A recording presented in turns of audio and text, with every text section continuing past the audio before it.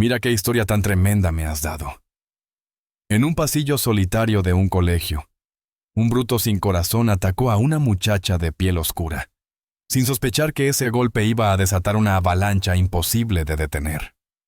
La sangre caía lentamente por la nariz de Sofía, mientras las risas crueles de sus agresores resonaban como un eco maligno en el corredor vacío. En ese preciso instante, algo dentro de ella se rompió. Sintió en sus huesos que había cruzado un límite del que no había regreso. Lo que estaba a punto de suceder iba a cambiar para siempre los elegantes muros del Westmont College, una institución impecable en apariencia.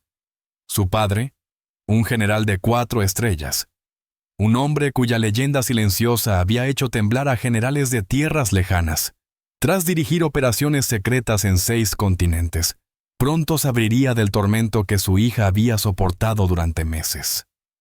Ese matón, sin tener la menor idea, había despertado a un león dormido, un estratega que juró no volver a mancharse las manos de sangre, pero cuyas habilidades estaban a punto de convertir esa escuela de élite en un campo de batalla silencioso, donde la justicia caería como un trueno. Sofía Pérez, con apenas 16 primaveras en su haber, se levantó del frío suelo de mármol, limpiándose la sangre con la manga de su uniforme azul marino, un gesto que llevaba consigo una mezcla de dolor y dignidad. Era la única estudiante negra becada en el último año del prestigioso Westmont College, un lugar que, durante generaciones, había sido el refugio dorado de los hijos de la élite de Rivercrest.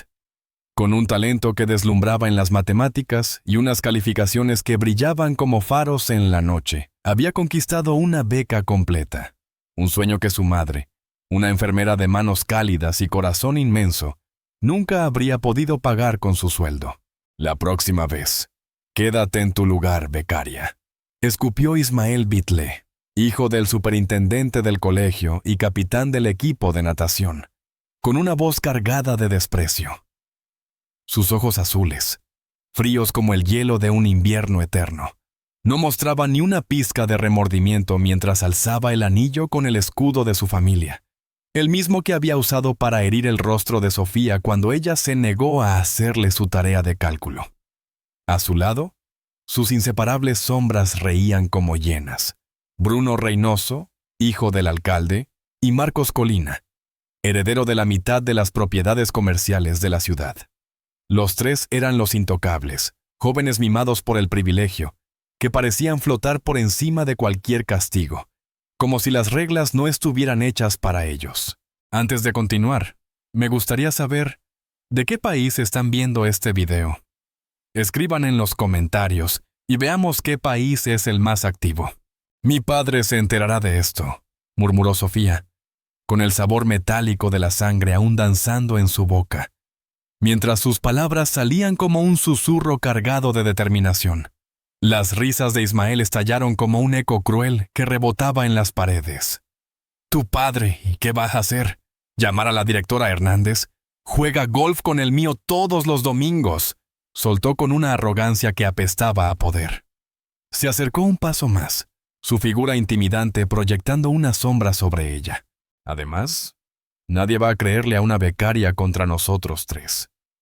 Tu palabra contra la nuestra, y adivina quién gana.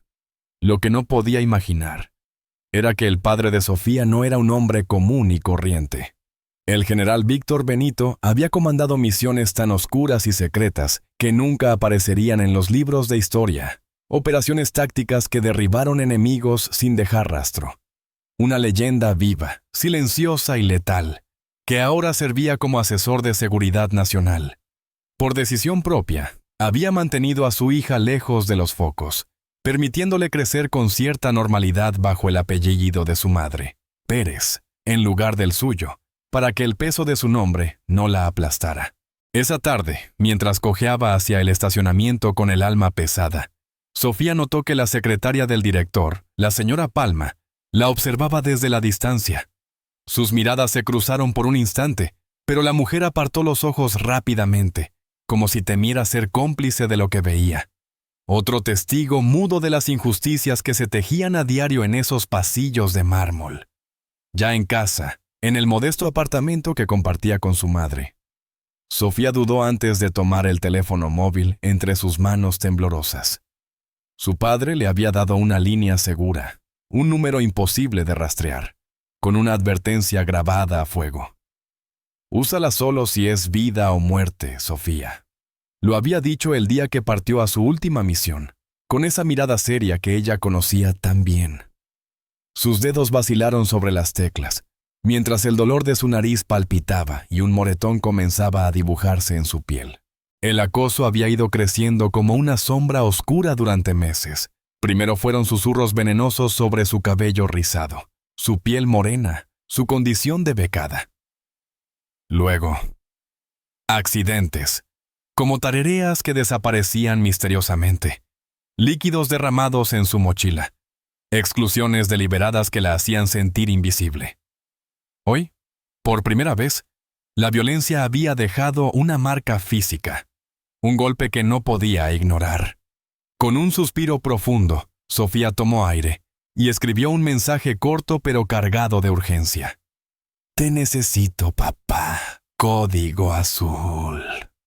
En el lenguaje secreto de su familia, código azul era un grito de auxilio, una señal de peligro inminente que no podía enfrentar sola. La respuesta llegó en menos de 2 minutos, como un relámpago. Estaré ahí en 48 horas, no hagas nada. Registra todo. Confía en mí. Sofía sabía lo que esas palabras significaban. Su padre, el estratega invencible que nunca había perdido una batalla, estaba en camino. Y cuando el general Víctor Benito entraba en acción, aunque fuera en un campo de guerra social, no dejaba ni un solo cabo suelto. Al día siguiente, frente al espejo del baño, Sofía enfrentó su reflejo con una mezcla de rabia y resignación. Un moretón púrpura se extendía bajo su ojo derecho, y su nariz hinchada contaba una historia que no podía esconderse bajo capas de maquillaje. Su madre, Daniela, enfermera jefe del hospital municipal, casi se derrumbó al verla entrar.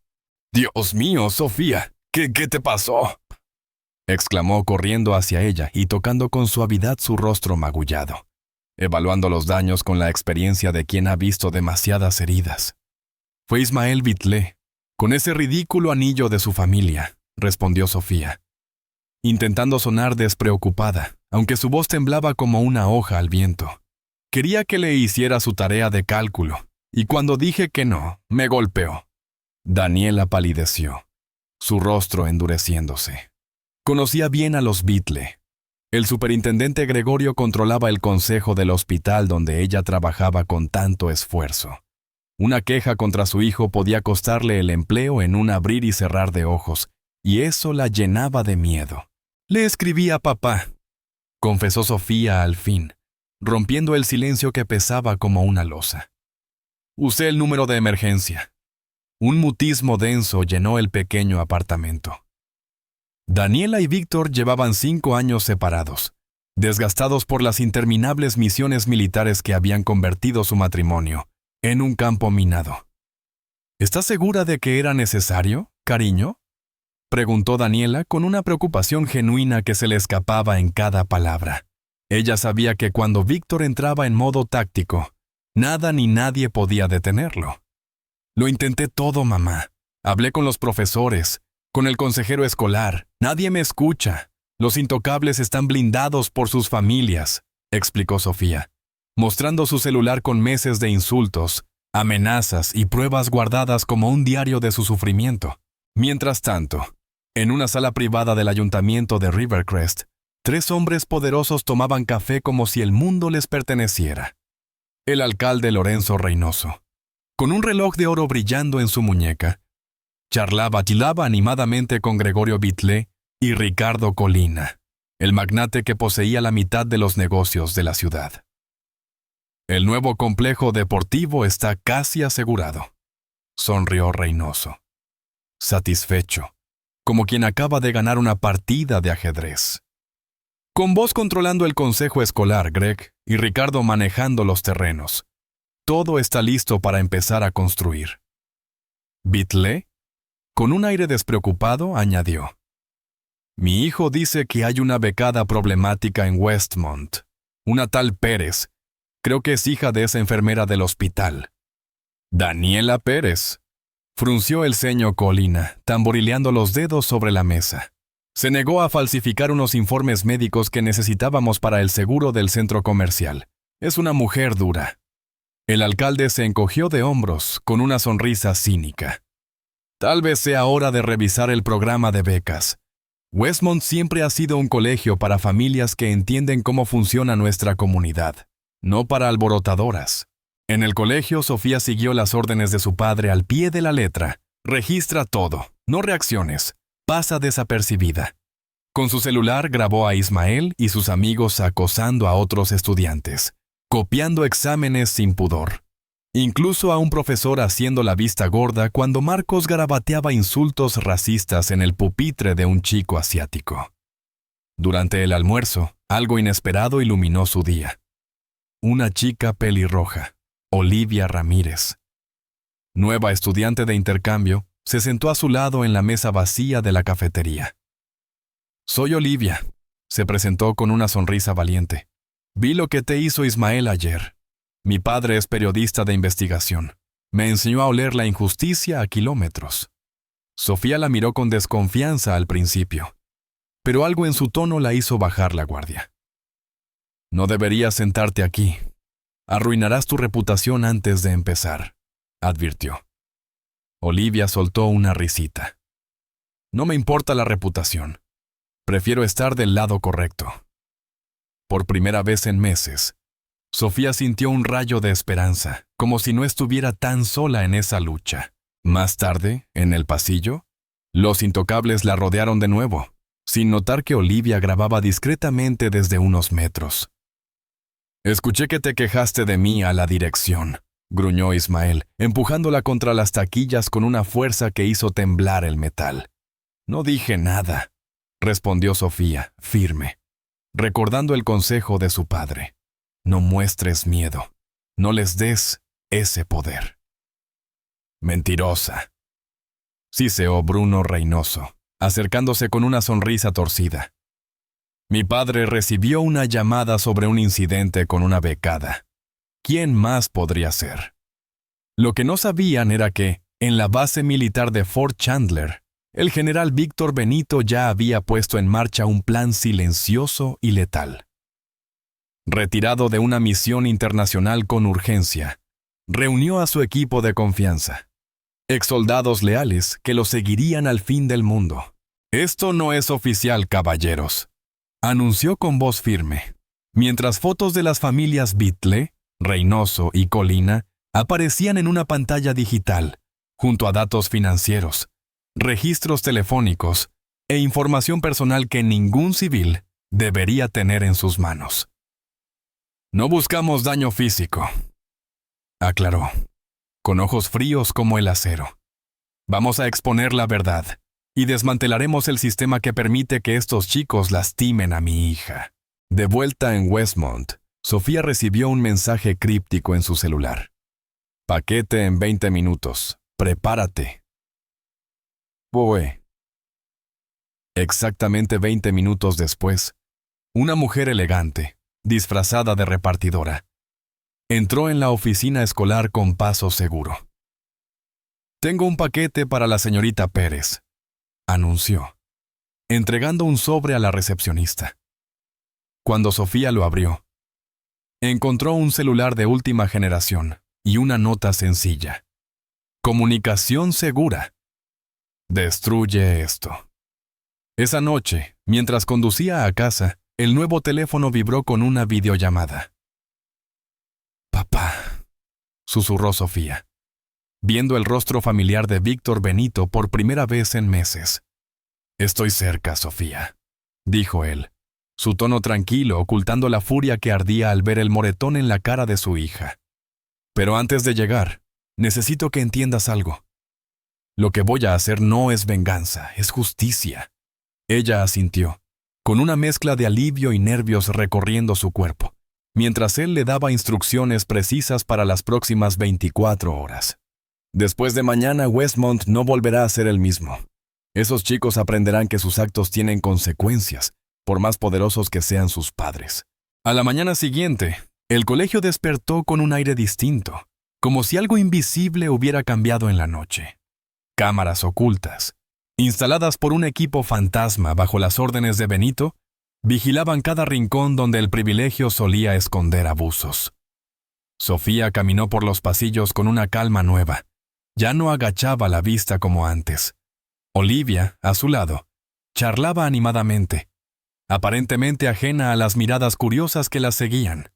En la sala de profesores, la directora Hernández, con el rostro tenso, anunció en una reunión de emergencia: «Esta mañana recibí una llamada del superintendente Bitle. Alguien está investigando nuestras prácticas disciplinarias. El Departamento de Educación tiene un dossier anónimo sobre irregularidades en Westmont». Los maestros intercambiaron miradas incómodas. Muchos sabían exactamente de qué hablaba.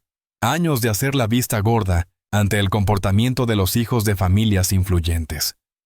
«Hoy debemos ser extremadamente cuidadosos», continuó Hernández, ajustándose las gafas con nerviosismo. «Eviten cualquier incidente, especialmente con la alumna Pérez. Parece que tiene conexiones que desconocíamos». En el estacionamiento, un hombre alto, de porte militar, salió de un sedán negro discreto. Víctor Benito, sin uniforme, parecía un padre adinerado más visitando el colegio.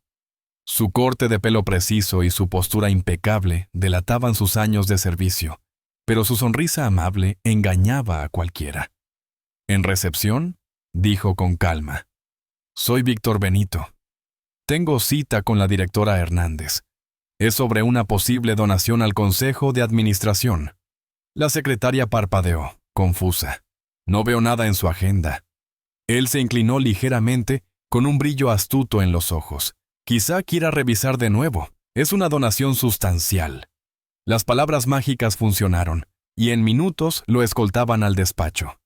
«Señor Benito, es un placer darle la bienvenida», dijo Hernández, indicándole que se sentara, aunque su voz temblaba un poco. «Debo confesar que su oferta me tomó por sorpresa». Benito sonrió, una sonrisa que no llegó a sus ojos calculadores. «Me gusta conocer personalmente a las organizaciones que apoyo. Me interesa especialmente cómo manejan el acoso escolar, por ejemplo». Hernández tragó saliva, nerviosa. «Westmont tiene una política de tolerancia cero, por supuesto». Benito abrió una carpeta y deslizó fotos de Ismael golpeando a Sofía sobre el escritorio. «Entonces supongo que este incidente de ayer ya tiene castigos severos». Hernández palideció, su voz apenas un susurro. «¿Cómo? ¿De dónde sacó eso?»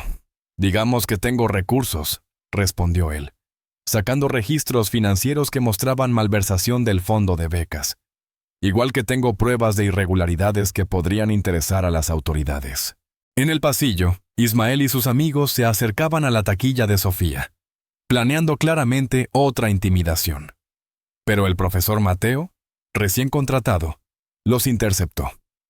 «¿Hay algún problema, chicos?», preguntó fijándose en el anillo de Ismael. «Solo pasaba, profesor», respondió Marcos con una sonrisa falsa. «¡Qué casualidad!». Sonó una voz femenina detrás. La vicedirectora Chávez, que siempre había parecido indiferente, los observaba con un interés nuevo. «La directora Hernández quiere verlos ahora mismo». En el despacho encontraron a Hernández visiblemente agitado, sentado junto a un hombre desconocido cuyos ojos fríos los analizaban como un depredador. «¿Quién es usted?», desafió Bruno, intentando sonar valiente. «Me llamo Víctor Benito». «General Víctor Benito», respondió con una calma helada. «Y usted agredió a mi hija ayer». Ismael sintió que la sangre se le iba del rostro, recordando el botón militar y la nota. «Estoy vigilando». «Mi padre no lo permitirá», balbuceó, desesperado. La sonrisa de Benito se ensanchó, peligrosa. «Al contrario, tu padre está ocupado explicando fraudes fiscales a los federales, igual que el alcalde Reynoso y el señor Colina». La puerta se abrió, y Sofía entró con Olivia a su lado. Sus miradas se encontraron con las de su padre, en un momento de silencioso reconocimiento. ¿Son estos los chicos que te hicieron daño?, preguntó Benito, suavizando la voz por primera vez. Sofía asintió, enfrentando a Ismael sin un ápice de miedo. Marcos le susurró una amenaza, pero Benito lo cortó de inmediato. «Hijo», dijo en voz baja, acercándose, «he derribado regímenes más organizados que tu pequeña dinastía suburbana antes del desayuno. No me pongas a prueba». En ese instante, los teléfonos de los tres vibraron al unísono. Cada uno recibió el mismo video, sus padres siendo escoltados fuera de sus oficinas por agentes federales, mientras los reporteros capturaban su humillación pública en vivo. La red meticulosamente tejida por el general Benito estaba completa, y los intocables descubrieron, demasiado tarde, que nadie está realmente por encima de las consecuencias. Westmont nunca volvió a ser el mismo después de esa mañana. Los pasillos, antes dominados por risas arrogantes, susurraban ahora un cambio profundo. En una sala improvisada, Benito se sentó con el Consejo Estatal de Educación, presentando documentos que revelaban años de favoritismo, malversación de fondos de becas y casos de acoso ignorados sistemáticamente. No era solo el caso de Sofía. Docenas de estudiantes marginados tendrían por fin voz. Estos registros muestran un patrón de discriminación, explicó con la precisión de un estratega militar. Hernández recibió al menos 18 quejas formales en los últimos 2 años, todas ignoradas cuando involucraban a hijos de donantes. Fuera, en el patio central, Sofía observaba cómo los estudiantes comentaban las noticias que corrían como pólvora. Bitlé destituido e investigado por fraude. Reynoso en una rueda de prensa desesperada. La mansión Colina registrada por federales. «Tu padre es increíble», dijo Olivia, sentándose a su lado. «Puso la ciudad patas arriba en un día». Sofía sonrió, tocando el moretón que empezaba a desvanecerse. Siempre decía que la estrategia no es fuerza bruta, sino usar las debilidades del enemigo contra él. En el despacho, la vicedirectora Chávez, ahora directora interina tras la renuncia de Hernández, formó un comité de emergencia. El profesor Mateo revisaba las políticas disciplinarias, mientras Chávez firmaba suspensiones para Ismael, Bruno y Marcos. «La audiencia del consejo será la próxima semana», explicó a Sofía y Daniela. «Podrán presentar su testimonio completo. Westmont está comprometido con un cambio real». Daniela, aún procesando todo, apretó la mano de su hija.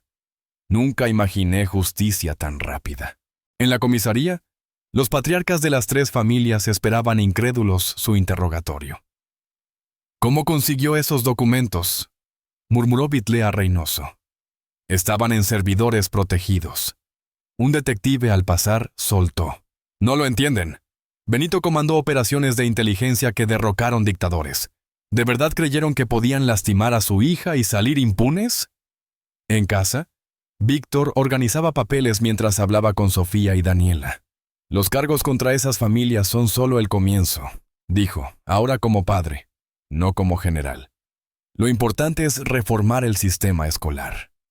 «Sofía, tu voz puede liderar ese cambio». «¿Mi voz?», preguntó ella, sorprendida. «El consejo creará un comité estudiantil con poder real. Serías perfecta». 3 semanas después, Sofía subió al escenario del auditorio de Westmont para la Asamblea General. El moretón había desaparecido, pero las cicatrices invisibles la habían hecho más fuerte. Más de 500 estudiantes la miraban en silencio.